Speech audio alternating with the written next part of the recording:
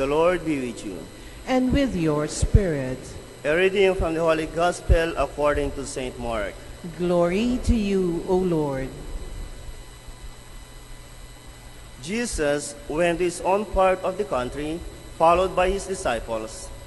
When the Sabbath came and he began to teach in the synagogue in a way that kept his large audience amazed. They said, "Where did he get all this? What kind of wisdom he endowed with?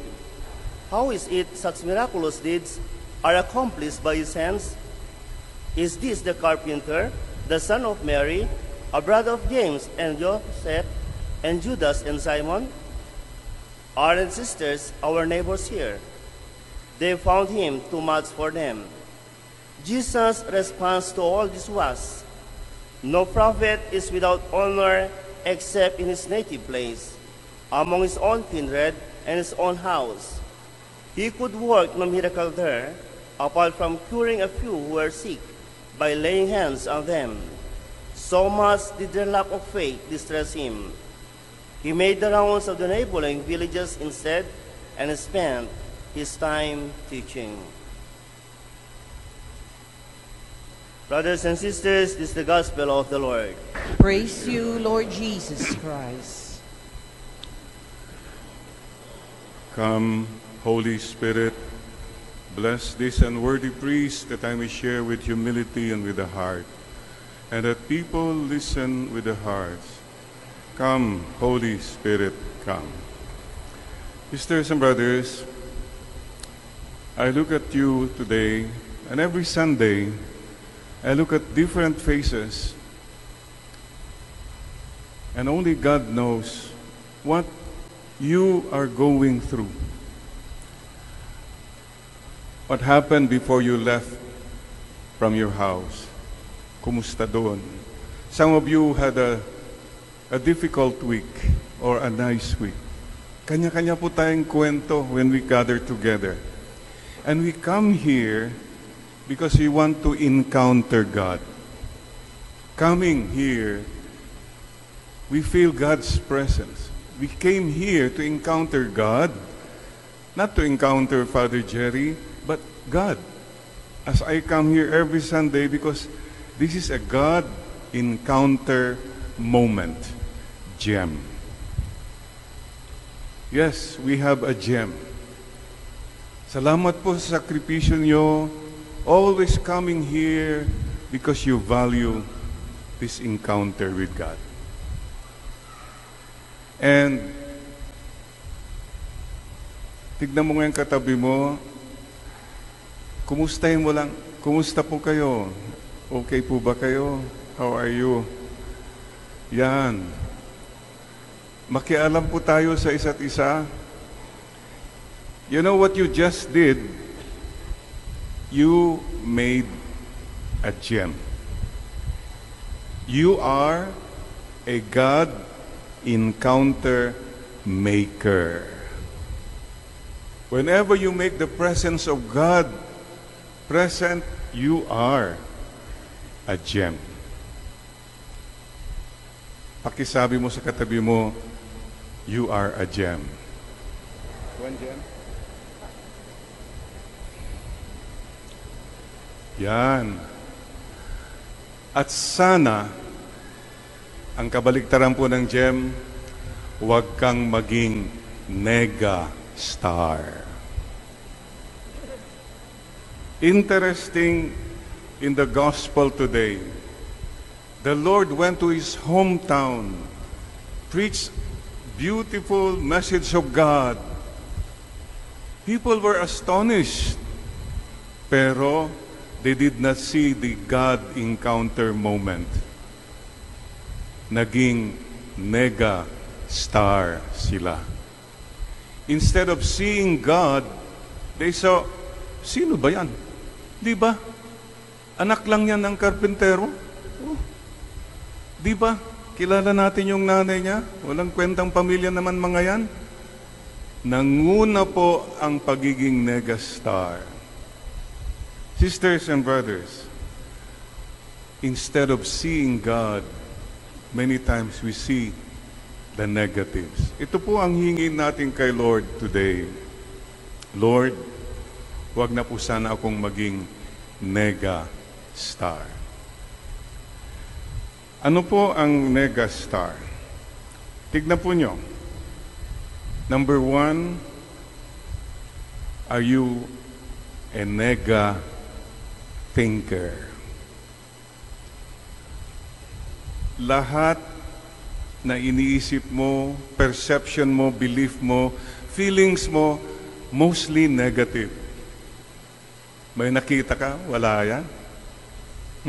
Wala yan. You become suspicious. You doubt everything. Wala. Kalokohan lang yan. Maniwala ka dyan. Mga ganong attitude po. You don't give a chance for goodness to be there. Sometimes, you look at even at your loved ones. Ay, si Kwan kasi ganyan talaga na yan eh. Hindi mo naman pinagbibigyan, baka mayroon pa naman yatang pag-asa yan.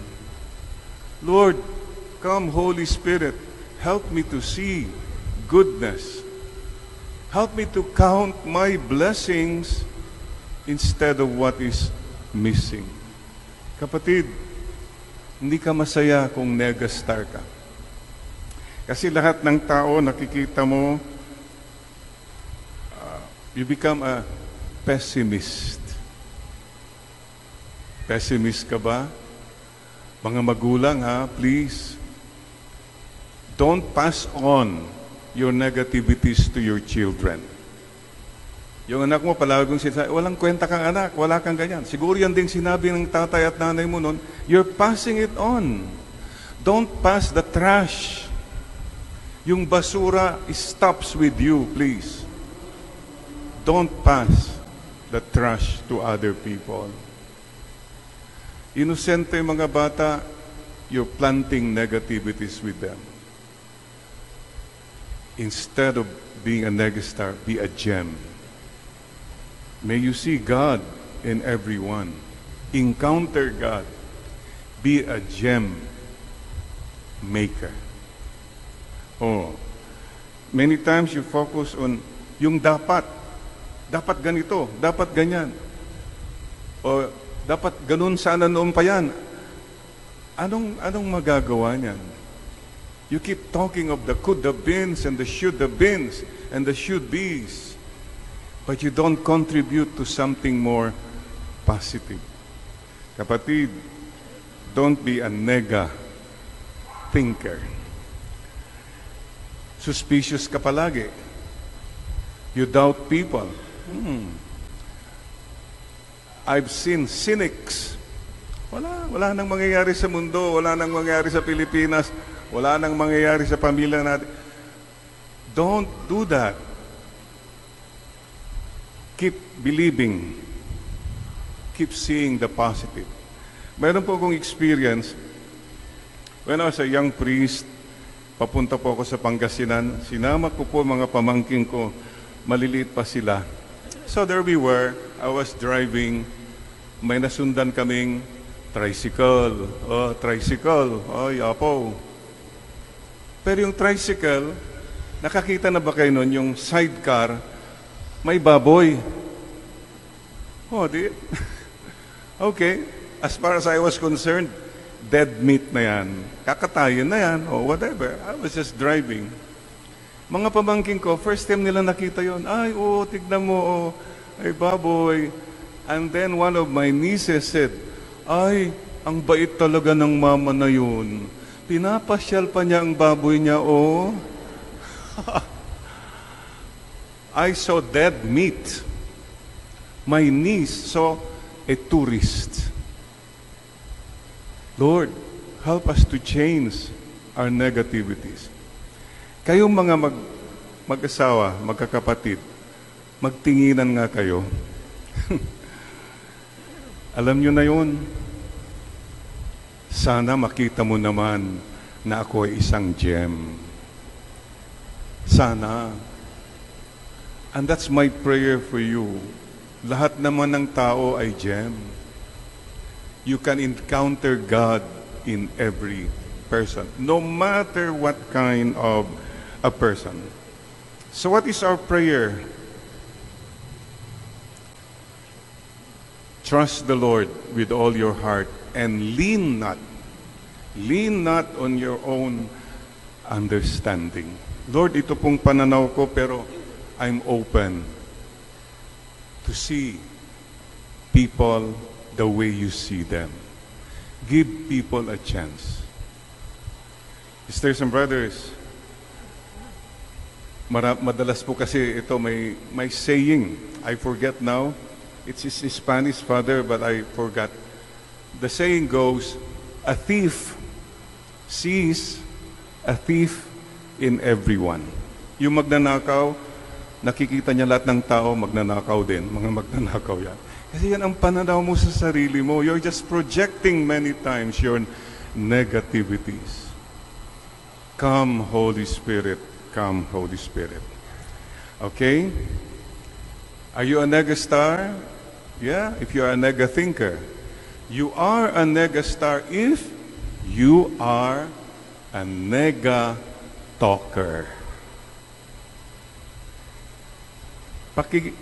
Check mo yung sarili mo. Do you talk negative?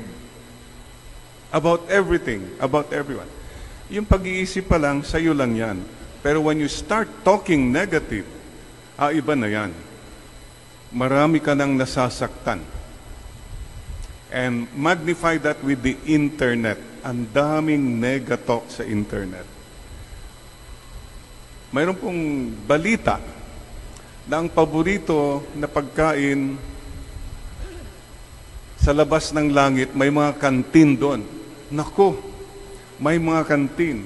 And the best food served there, sa gilid-gilid ng langit, hindi pa nakapasok. Yung paborito doon ay yung lengua. Kapagkat maraming bago makapasok sa langit, pinuputol ang mga dila. Yung mga dila na yan na nagchismis, nag-scam, yung mga dila na yan na nagkuha ng fake news. What is the message? Lord, bless my tongue. And bless these fingers not to post, not to compose negativities. Ganito po yan mga kapatid. Those of you who think, wala naman makakaalam eh. Mayroon po. Ganito po yan. Picture this. You're in front of God, wala kang kamalay-malay. Somebody stabbed you at the back. Hindi mo alam. But guess what? Sinong nakaharap? Si Lord. Kita niya kung sino ang nasa likod mo. So please, remember this.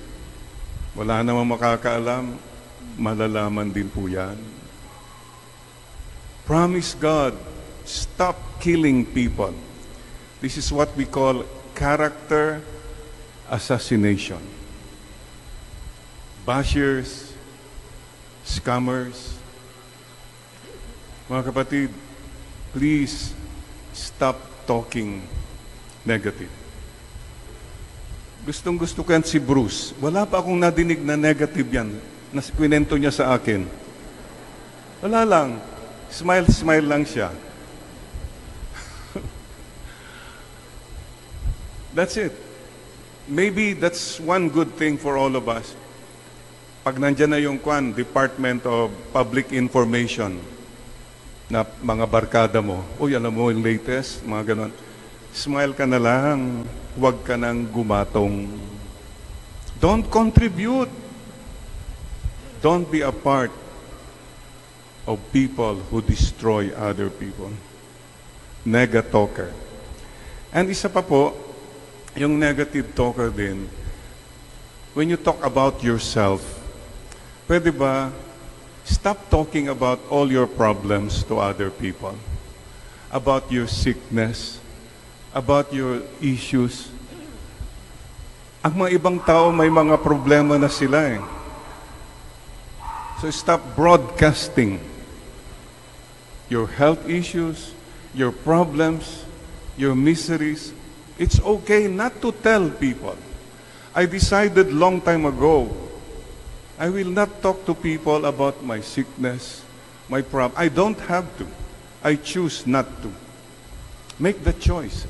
Mahirap na ang buhay, huwag mo nang pahirapan pa yung iba. Gets nyo? At saka yung mga scammers. You know what a scammer does? I learned this a demonstration years ago.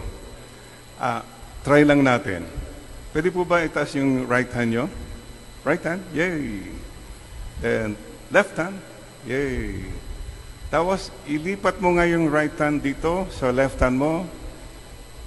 Yan. Ang dami mga unggoy nakabitin sa baging.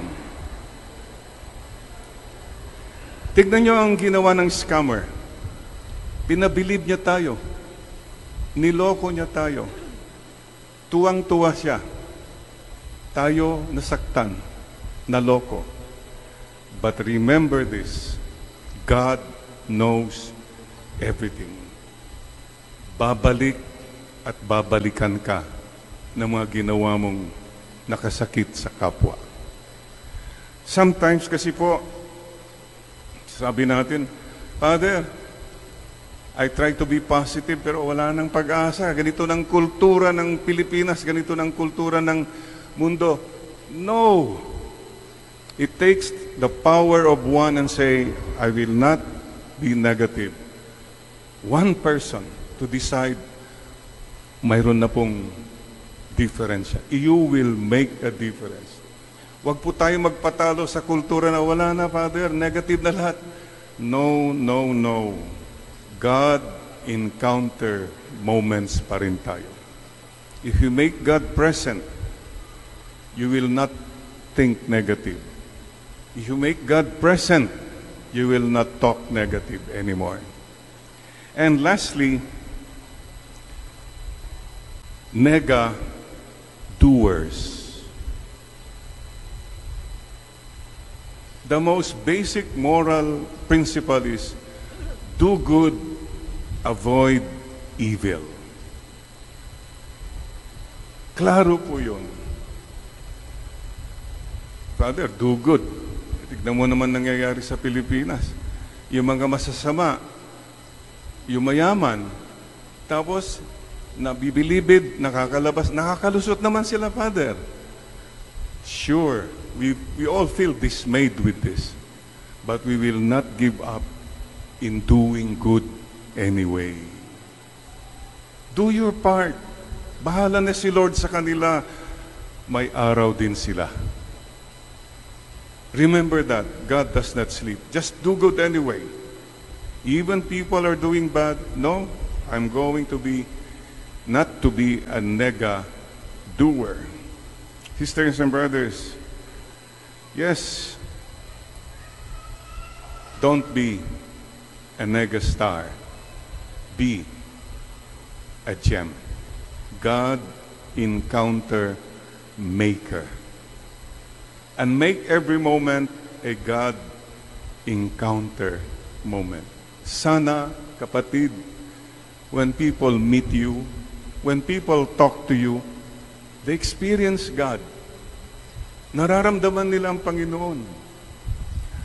Kasi kung all you talk about are the negativities, all you talk about are about your life, your achievements, etc., your so-called ideas, baka naman hindi na nila ma-encounter si God kasi masyado kang pa-starring.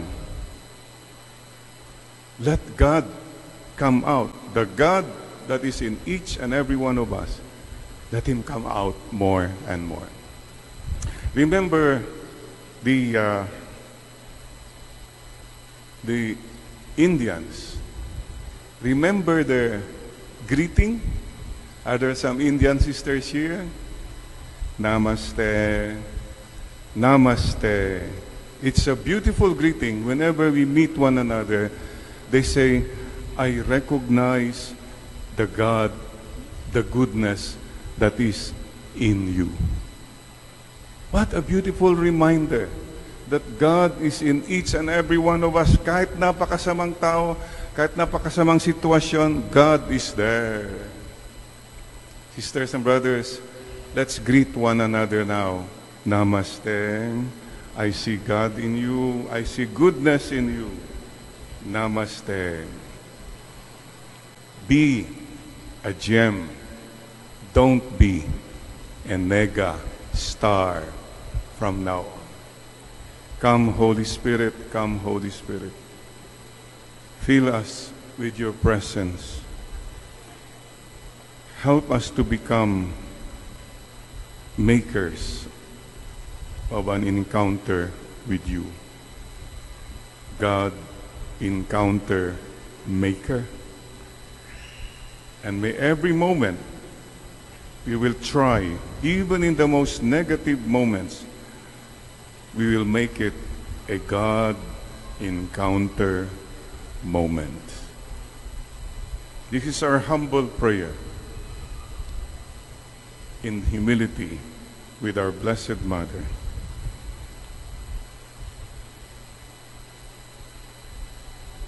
Resolve, Lord, to be a gem, not anymore a nega star.